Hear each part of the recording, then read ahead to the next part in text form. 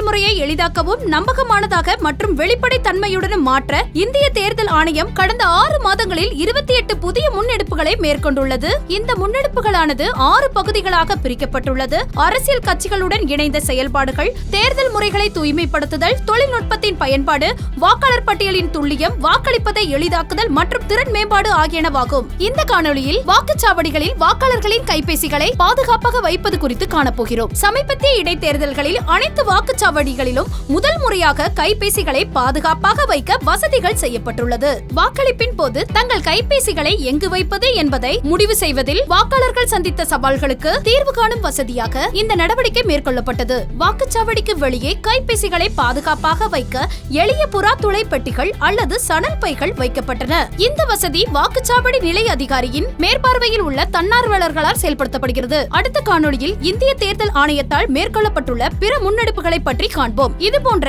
இந்திய தேர்தல் ஆணையம் தொடர்பான மேலும் புதிய தகவல்களுக்கு எங்களது அனைத்து சமூக ஊடக தளங்களை பின்தொடரவும் மற்றும் சப்ஸ்கிரைப் செய்யவும்.